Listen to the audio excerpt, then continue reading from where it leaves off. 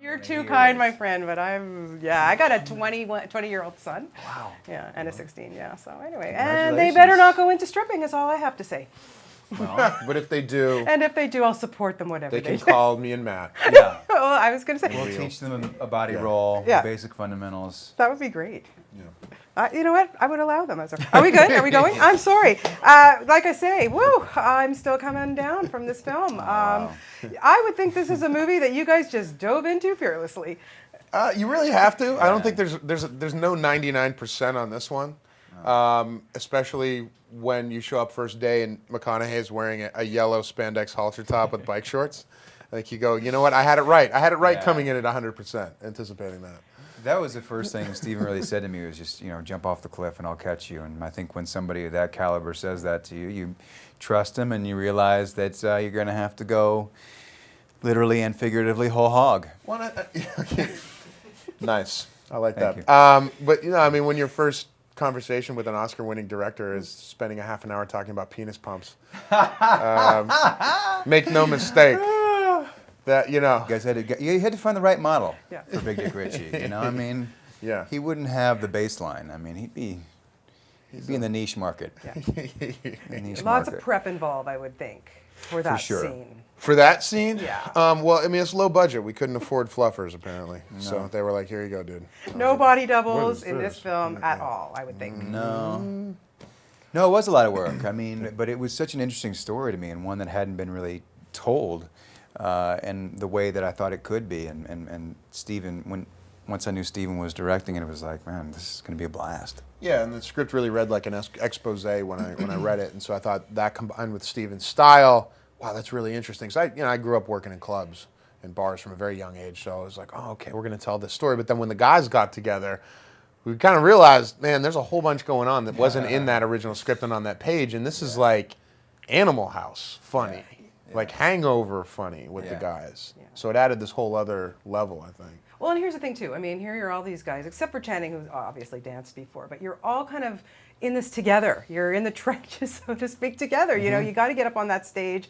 I can't even imagine what it might have been like the very first time you guys got up on the stage. Well, it wasn't like you got to get up on this stage. You get to get up on that stage. Because I'm telling you, once you get up that first time, the first time you're trying to nail the choreography, you're just trying to make sure that you got this here, this came off at the right time in the music. Yeah. But as soon as you get done, you're like, come on, get the stuff back on me. I got to get back up there. Like, there's an energy, there's a fun, Yeah, it was definitely an endorphin rush, but it was terrifying, certainly, at the same time. And Channing did a great job of just being so supportive of everybody from day one and being open and available to any questions we had. And it just, to me, was this incredible bonding experience because we were all taking these risks together. Yeah, and I want to know what it was like offset with you guys. Were you, I understood that when you were doing your stripping scenes, you didn't have to be there. You'd all kind of be there to support each other. Yeah. Well, just because you were laughing too hard. You didn't want to miss it. It was like the funniest thing you've ever seen in your life. And I know Matt's been working on his Ken routine, but I haven't seen it yet. So I'm like, when is he going? Okay, I got to get out there. Look out. Or, I got to see Dr. Love. Or, I got to,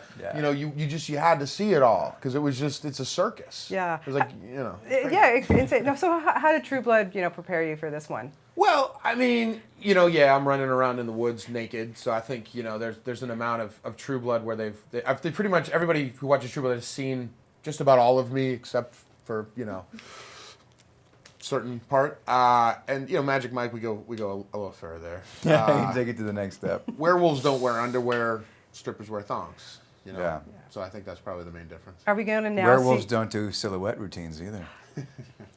They might now. Nobody's stuffing money in werewolves' pants. They might now.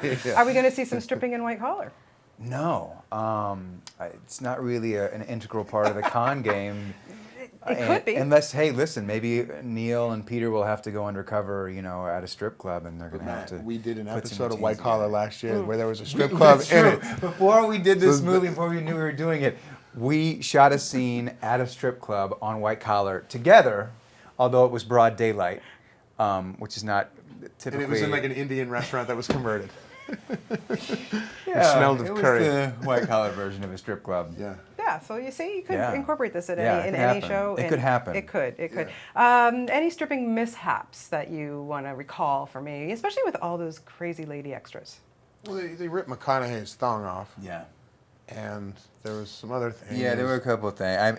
There was one day when we had to get ready, and they hadn't turned the generators on, so it was dark in my trailer, and I had to get put my thong on, and thong, whatever you want to call it, and my junk wasn't fitting in it properly, so I eventually had to call a wardrobe girl over, and I realized, all the holes are kind of equal size, so I had it on wrong. Yeah. How do you do that with the makeup? Yes, with the wardrobe person. Can you fix my junk? Well, basically, you have to just say, listen, I'm going to break it down for you right now. You're going to have to look at my junk and fix the situation for me. And thankfully, we had people who were professional and very helpful. I'm just picturing like there's something about Mary. Like a line of people like looking at them. Oh! That is not right. Mm-hmm. But yeah, other than that, I think it literally and figuratively was pretty seamless. Yeah, I mean, it's pretty self-explanatory. Yeah. About 90 seconds of choreography. Tear some Velcro away. Yeah. And shake your junk. Yeah. Hardest stripping move? I mean, there's only like 3, really, right? I mean, hardest stripping move? Some of the stuff Channing does kind of defies the laws of gravity. Yeah. So I would say that's got to be the hardest stuff in the movie.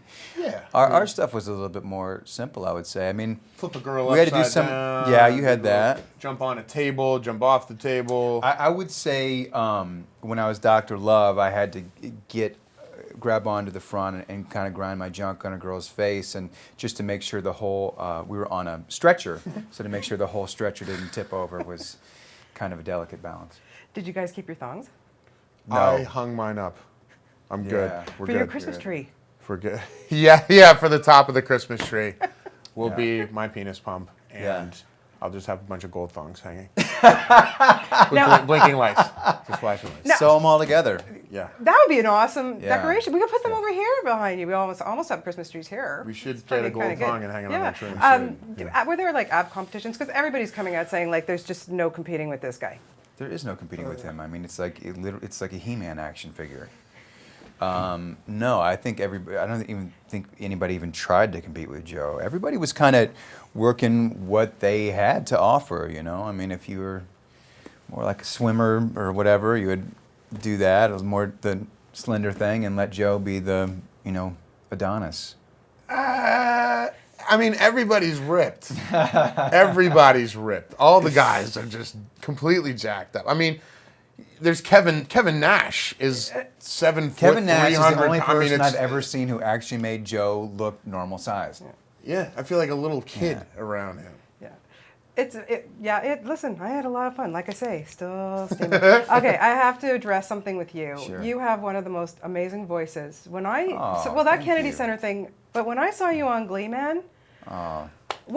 Thank wow, you. really? Like, I Thanks. watched you on Chuck. I watched you on everything that you do. You're so good. Thank no you. slight to you because you're phenomenal and we all know what you're all about. Werewolves don't sing. Yeah. Are we going to see you like on Smash or something now? Because really, you got to take it to the next level, I think. That's very kind of you. I mean, we've been talking about some things and had some offers for stage work, but it's more just a matter of scheduling. I'm pretty booked up for the next Listen, what year, you really so. want to do is you want to take Matt out to a karaoke bar in Tampa, Let me Florida. tell you something.